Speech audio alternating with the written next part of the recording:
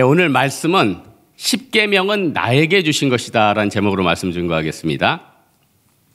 이 출애굽기 20장은 십계명을 하나님이 우리에게 주신 장면인데, 계명 중에 계명 오브 계명 최고는 우리 십계명이겠죠. 근데 이 십계명을 어떻게 주셨냐면은, 오늘 20장에는 안 나와 있는데 뒤에 출애굽기 31장에 보면은 여호와께서 시내산 위에서 모세에게 이르시길 마치신 후에 증거판 둘을 모세에게 주셨다. 이건 돌판이요 하나님이 친히 쓰신 것이라 했어요.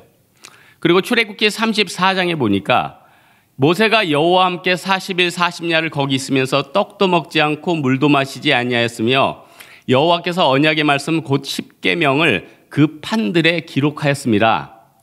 그러니까 여러분, 십계명은 하나님이 판에다가 직접 기록했어요. 혹시 여기 장년들 중에서는 과거 영화 중에 십계라는 영화를 혹시 본 분들이 있을 거예요. 영화 주인공은 찰턴 헤스턴이라고, 지금 젊은 사람은 모를 겁니다. 하지만은 굉장히 유명한 배우였어요. 그분이 이제 모세 역으로 나왔는데, 그분이 시내산에 올라가니까 하나님이 말씀을 하셔서 그 돌판에 번개 같은 걸로 막 써줘요. 그럼 판을 2개를 주죠. 그래서 지금 어떤 신학자들은 하나님이 판을 2개 주신 거는 요즘 현대에서 계약할 때 어떻습니까? 계약서를 2장을 작성해가지고 양쪽에 사인해가지고 2장에서 1장은 나눠주고 1장은 자기가 갖죠. 그래서 똑같은 것을 썼을 것이라고 말하는 신학자들이 있긴 있어요. 그러나 대다수의 신학자들은 십계명을 나눠서 기록했을 것이라고 생각을 해요. 그래서 몇 계명까지를 어느 판에 적었는지는 성경에 나오지 않으니까 알 수가 없는데, 우리나라 신학자 중에 박윤선이라는 큰 신학자가 있는데, 그분의 계시 의존적인 사색을 빌려가지고 성경적으로 이게 하나님이 어떻게 하셨을까 한번 우리가 속으로 생각해 보면은 한 1에서 4계명 정도는 하나님과 우리가의 관계 아니에요? 아니, 너는 나 외에 다른 신들을 내게 두지 말라. 너는 너를 위해 우상을 만들지 말라. 너는 여호와 이름을 망령되게 부르지 말라. 안식일을 지켜 거룩히 행하라. 4계명까지 한 판에 적었을 것 같아요. 이거 계시 의존적인 사색입니다. 그리고 또 나머지 한 편 5계명부터는 너는 내 부모를 주 안에서 공경하라. 그러면 여호와께서 내게 준 땅에서 내 생명이 길리라.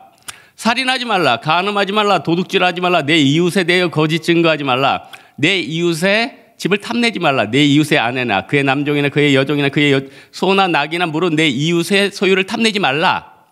요게 한 2번째 판에 적혀 있지 않았을까? 이걸 뭐라고 그래요? 계시 의존적인 사색이라고 그래요. 그냥 성경에서 가르치는 만큼만 가면 됩니다. 그런데 하나님이 하여튼 이 2판을 주셨는데 중요한 거는 써줬다는 거예요. 또 하나 말로 같이 했다는 거예요. 그러니까 오늘 출애굽기 20장 1절에게 하나님이 이 모든 말씀으로 말씀하여 이르시되 나는 너를 애굽 땅 종되었던 집에서 인도해낸 여호와니라. 하나님이 어떻게 했어요? 말로 했어요. 여러분, 하나님은요 우리 인간에게 말씀으로 주십니다. 아니, 예수님께서도 오셔가지고 신약의 십계명이 뭡니까? 마태복음 5장 산상수훈이 아니에요? 예수께서 무리를 둘러보시고 산에 올라가 앉으시니 제자들이 나오니라. 그 다음에 뭐라고 그래요? 입을 열어 가르쳐 이르시되 심령이 가난한 자는 복이 있나니 천국이 그들에게 것이며 애통하는 자는 복이 있나니 그들이 위로를 받을 것이며 온유한 자는 복이 있나니 그들이 땅을 기업으로 얻을 것이며. 여보세요. 여러분을 여보세요라고 제가 잘못. 여러분 생각해 보십시오. 하나님은 말씀을 말로 주셨어요. 그래서 하나님께서 오늘 본문에 읽지 않았는데 저 밑에 보면은 하나님께서 모세에게 뭐라면, 하나님이 모세에게 이르시되 너는 이 백성에게 이렇게 이르라. 너희가 하늘로부터 말씀이 너희에게 임하는 것을 너희 눈으로 보았으니, 하나님께서 이스라엘 백성들에게 말씀이 임하는 것을 눈으로도 보고 귀로 들었다는 거예요. 여러분, 하나님이 이 십계명을 왜 주신 것입니까? 인간이 범죄했지 않아요? 렘브란트 그림인가요? 아담과 하와가 가인과 아벨을 낳고 걔네들이 농사를 짓고 양을 쳐요. 그런데 가인이 아벨을 죽이죠. 그 죽은 가인의 시체를 아담과 하와가 안고 울고 있고, 그 옆에는 잔뜩 두려움에 떠는 가인의 모습이 있어요. 우리가 범죄에서 정말 슬픈 모양이 되지 않았습니까? 하나님께서 우리에게 응급조치로 주신 게 이 10계명이에요. 아니, 이스라엘 백성들은 우리같이 예수 그리스도가 오기 전이니까 상번제를 드렸어요. 상번제가 뭡니까? 아침 저녁으로 어린 양 2마리가 있는데 물론 소제랑 같이 드렸어요. 그런데 이 번제로 아침에 양 1마리 또 저녁에 한 마리를 매일매일 드렸다는 거예요. 그러니 이 율법은 하나님이 우리에게 응급조치로 주신 거예요. 그러나 이 율법은 온전히 이 율법의 요구를 이룰 수가 없죠. 한번 10계명을 돌아보십시오. 우리가 과연 이걸 얼만큼 지키고 있습니까? 하나를 지키고 있다 하나 다른 하나는 무너져 있는 게 우리의 모습 아니겠습니까? 여러분, 죄 사함의 방법은 진짜 예수 그리스도밖에 없어요. 그래서 하나님은 이 계명을 누구한테 줬냐? 나한테 왜 줬냐? 살라고. 우리가 하나님께서 우리를 살라고 이 율법을 주신 거라는 거예요. 근데 이 율법은요, 참 우리에게 부담을 줘요. 아니, 이 구약에 612가지나 되는 율법, 또 우리는 얼마나 많은 이 율법을 어기면서 살고 있습니까? 그 죄책감 있지 않아요? 모세는 하나님의 말씀을 듣기 기뻐했다는데 이스라엘은 사람들은 하나님 말씀을 듣길 부담스러워했어요. 그래서 10계명 마치고, 오늘 본문 밑에 읽지는 않았는데 10계명 마치고 모세가 내려오니까 어떤 현상이 있어요. 물론 10계명 그 밑에 보면은 묵백성이 우레와 번개와 나팔 소리와 산의 연기를 본지라 그들이 볼 때 무서워 떨며 이르되 당신이 우리에게 말씀하소서 우리가 들으리이다. 하나님이 우리에게 말씀하지 말게 하소서 우리가 죽을까 하나이다. 이때 모세가 뭐라고 합니까? 두려워하지 말라. 하나님이 임하심은 너희로 시험하고 경외하여 범죄하지 않게 하려 함이라. 이에 백성은 멀리서 있고 모세는 하나님이 계신 흑암에 나아가리라. 오늘 본문 밑에 나온 구절들인데 백성들은 무서워가지고 당신이 우리에게 말하지 말게 하옵소서. 우리가 그냥 읽기에는 좀 사람들이 좀 담대하게 하나님의 영광을 좀 받고 그러지. 모세는 하나님이 계신 흑암, 이게 구름기둥과 불기둥이거든요. 거기로 나아가는데 왜 이렇게 무서워해? 근데 사실 우리는 그 율법 안에서 무서워하지 않습니까? 우리 마음속에 내 죄가 드러날까 봐 여러분 떨리는 마음이 없습니까? 여러분, 기독교 강요에 보면 칼빈이 하나님을 인식할 수 있는 3가지 방법이 있어요. 하나는 뭐냐? 우주 만물을 놓고 하나님을 인식할 수 있어요. 또 하나, 인간의 몸을 놓고, 인간 안에는 몸이 온 우주잖아요. 또 하나, 인류의 역사를 보면서 할 수가 있어요. 그래서 하나님에 대한 존재에 대해서 우리 인간이 핑계할 수 없는 거예요. 예수 안 믿는 사람도 나중에 심판대 앞에서 핑계할 수 없는 거예요. 하나님의 진노가 불의로 진리를 막는 사람들이 경건하지 아니함과 불의에 대해서 나타나나니 창세로부터 그의 보이지 않는 그의 영원하신 능력과 신성이 그가 만드신 만물에 분명히 보여 알려졌나니 그러므로 그들이 핑계하지 못할지이다. 하나님을 알다 하나님을 영화롭게 하지도 아니하고 감사하지도 아니하고 그 생각이 허망해지며 미련한 마음에 어두워졌나니 썩어지지 아니할 하나님의 영광을 썩어질 사람과 새와 짐승과 기어다니는 동물 모양의 우상으로 바꿨느니라. 그러므로 하나님께서 그들을 마음의 정욕대로 더러움에 그 몸을 욕되게 하셨으니 이는 그들이 하나님의 진리를 거짓 것으로 바꾸어 피조물을 조물주보다 더 경배하며 섬김이라. 주는 곧 영원히 찬송을 받으실 이치로다. 아멘. 하나님 앞에서 우리 아무 사람도 핑계할 수 없어요. 그러나 그렇다면 이 율법을 왜 주신 것입니까? 율법은요, 우리를 고치게 하기 위해서. 여러분, 칼빈이 제일 좋아했던 구절이 뭐냐면 칼빈이 죽어가면서 어떤 구절을 읊조렸는지 아세요? 지금 우리의 환란은 장차 우리에게 나타날 영광과 좋게 비교할 수 없도다. 피조물이 고대한 바는 하나님의 아들들이 나타난 것이니 피조물이 허무한데 굴복하는 것은 자기 뜻이 아니오 오직 굴복하게 하신 이로 말미암음이니라. 그 바라는 것은 피조물도 썩어지며 종노릇한 데서 해방되어 하나님의 자녀들의 영광의 자유에 이르는 것이냐. 칼빈이 이 얘기하면서 죽어갔다는 거예요. 자기의 고난과 자기의 영광, 자기의 고통 다 생각해 보니까 이 장차 나타날 영광은 내가 지금 50대에 죽지만 장차 천국에서 나타날 그 영광과 비교할 수 없도다인 거예요. 우리 안에 많은 고통과 연약함과 어려움들이 있지 않습니까? 그러나 이 율법은 나를 살리기 위한 응급조치인 거예요. 그러니까 너무 감사한 거죠. 그리고 이 율법은요, 나를 또 하나님 앞에서 상급을 주는 기회가 돼요. 아니, 율법이 있기 전에는 죄가 죄인지 몰랐잖아요. 여러분, 거울이 있기 전에는, 거울이 옛날에 뭐 청동거울이라 희미했다면서요. 그러면은 거울이 제대로 있기 전에는 내 코에 뭐가 묻었는지, 내 눈에 뭐가 꼈는지 모르잖아요. 그러나 거울이 있으면서 아이고, 내가 이 모양이었구나, 좀 이 부분 좀 깨끗이 씻어야겠다, 이렇게 수정 기능이 되지 않아요? 그래서 율법은요, 내가 하나님 앞에 더 나아가는 하나님의 축복의 도구예요. 또 율법이 있으니까 그나마 죄를 덜 지으려고 노력하지 않습니까? 그러니까 율법이 있는 것은 하나님이 나에게 어떤 안전망을 주신 거예요. 저도 어렸을 때 부모님과 옛날에 옛날에는 자연농원이라고 그랬어요. 자연농원. 지금은 에버랜드인데, 자연농원에 가니까 그때 뭐 사파리라는 게 있었어요. 차를 타고 들어가면은 사자들이 왔다 갔다 하는 거예요. 그런데 그 차 안에 있으니까 사자를 봐도 저는 사자가 저렇게 생겼구나, 즐거운 거죠. 그러나 여러분이 아프리카에 뭐 선교를 갔어요. 아프리카에 놀러를 갔어요. 잠깐 그 아프리카에 들어갔는데 앞에 사자가 가고 있어요. 어떻게 됩니까? 소스라치게 놀라는 거죠. 무서워. 근데 제가 아프리카에서 살다 온 아프리카 그 흑인분한테 들었는데, 자기는 태어나서 한 번도 하마를 본 적이 없대. 왜냐?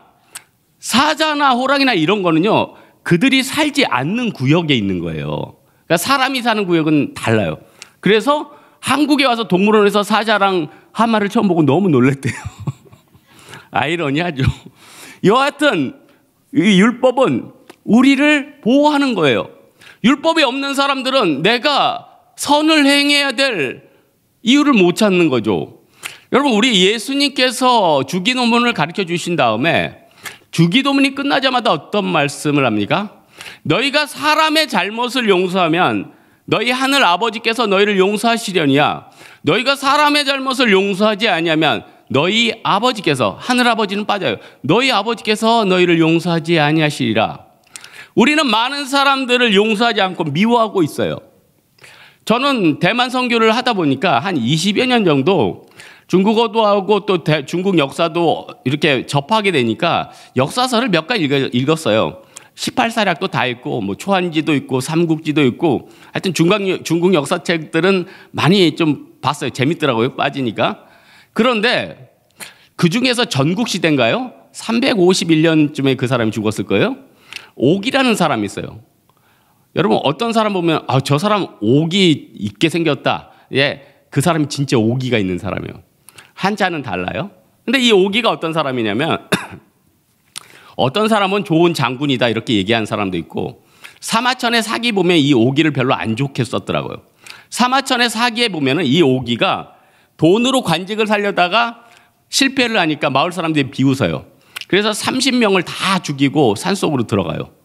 그러니까 마을 사람 30명을 죽였다는 건 다 전멸을 시킨 거죠. 그리고 이리 걸리고 저리 굴리다가 신분을 세탁하다가 어느 곳에서 병사들을 잘 이끌어가지고 이 사람이 높은 자리에 올라가요. 그리고 어느 자리까지 왔냐면 초나라 왕의 그 재상까지, 거의 그 초나라 왕 밑에 단계까지 왔어요. 그러다 보니까 이 초나라 왕이, 이 사람이 싸움을 잘하니까 신뢰를 하는 거예요. 근데 원래 초나라 왕 밑에 호족들이나 이 사람들은 왕 원래 인척들도 있을 거 아니에요? 이 사람을 신뢰하니까 이 사람이 눈에 가시예요. 어느 날 그 초나라 왕이 죽어요. 그러니까 너 이 옥이 이놈 죽인다 해가지고 그 귀족들이 수백 명이 와가지고 이 옥이를 죽이는 거예요. 그리고 칼과 활로 무장해가지고 이 사람을 치러 와요. 이미 대세가 기울었기 때문에 옥이는 죽을 수밖에 없죠. 근데 이 사람은 어떤 사람이에요? 오기가 있는 사람이에요. 그 사람이 활을 쏘니까 오기가 나를 향해서 활을 쏴라 하면서 자기 팔을 벌려서 활을 맞았어요. 그러면서 죽으면서 어떻게 했냐? 왕의 침실로 뛰어들어가요. 죽은 왕 앞에서 그가 엎드려요. 그러고 자기도 죽어가면서 활을 빼가지고 그 왕의 몸에 계속 꽂는 거예요. 머리에 꽂고 눈에 꽂고 발에 꽂고 그러면서 같이 왕 앞에서 엎드려 죽어요. 초나라 왕 법에는 왕의 몸에 무기를 댄 자나 우연이라도 그 무기가 왕의 몸에 꽂혀 있을 경우에는 다 사형에 처하게 돼 있어요. 그때 오기를 죽이려고 따라왔던 호족과 왕 그 주변 사람들 70명 귀족들이 다 나무에 달렸어요. 죽으면서까지 니네들은 내가 손보고 죽는다. 이게 바로 오기예요. 여러분 이것을 보면서 어떤 생각을 합니까? 우리 마음의 죄성은 예수님께서 눈은 눈으로 이는 이로 갈라 했거든요. 나는 너에게 말하니 악한 자를 대적하지 말라. 너를 고발할 속옷을 가져가지 않은 자에게 겉옷을 주고 너에게 억지로 오리를 갖고자 하는 자에게 심리를 동행하며 내게 구하는 자에게 주고 꾸고자 하는 자에게 거절하지 말라. 우리 예수님께서는 이웃을 용서하라 하셨는데 내 마음 가운데는 나를 죽이는 자는 내가 같이 죽여버리겠다 이런 마음이 있지는 않습니까? 이게 뭡니까? 마귀의 마음이죠. 마귀의 마음. 모세는 십계명 받기 전에 마귀의 마음이 있었어요. 그래서 자기의 동족을 치는 사람들 동족을 도와주겠다고 하지만 그도 죽였어요. 모세도 살인자였던 거 기억하십니까? 그러나 나중에 모세는 어떻게 변합니까? 온 지면에 모세와 같이 온유함이 승한 자가 없었다. 예수 그리스도의 십자가를 바라보면 우리는 깨끗해져요.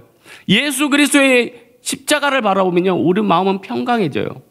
여러분, 예수님은 태초로부터 말세까지 우리와 함께 하시고 우리에게 계속 말씀을 주고 있는 것을 우리는 느낍니까? 또 믿습니까?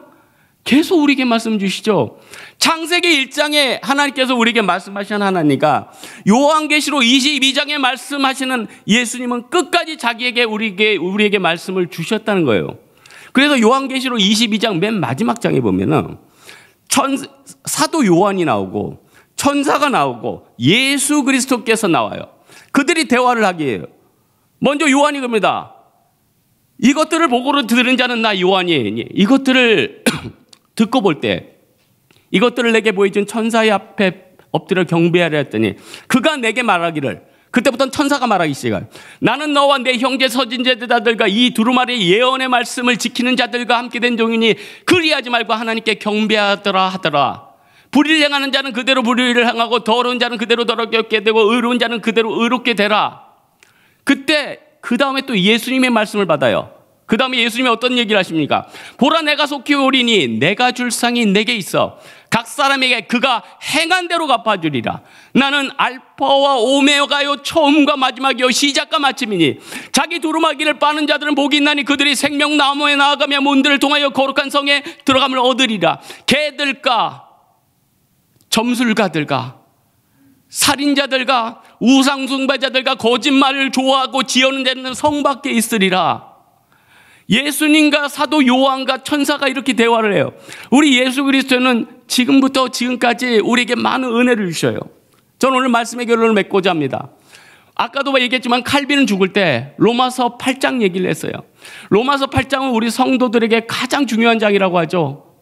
그러므로 그리스도 예수 안에 있는 자들에겐 결코 정죄함이 없나니 이는 그리스도 예수 안에 있는 생명의 성령의 법인 죄와 사망의 법에서 너를 해방하셨습니다.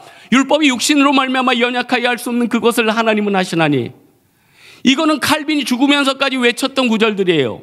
그러나 여러분 친척들을 여러분이 다음 주에 만난다면 그들에게는 로마서 8장보다 더 중요한 장이 있어요. 로마서 3장이 가장 중요해요. 왜냐? 그들은 아직 예수님을 모르잖아요. 그러므로 사람이 율법으로 의롭게 될 수 없다세요. 오직 율법과 선지자들에게 증거를 받은 예수 그리스도의 은혜로 말미암아 우리가 의롭다함을 입는 거예요. 여러분, 우리 다른 것보다도 누구를 전해야 됩니까? 예수 그리스도를 전해야 돼요. 그 예수 그리스도 때문에 내 영이 살고 우리 친척들이 살고 주변에 많은 영혼들이 사는 여러분 되기를 주님의 이름으로 축원합니다. 우리 이 시간 찬양하도록 하겠습니다. 우리 예수님을 생각하면서 그가 오신 이유 찬양하겠습니다.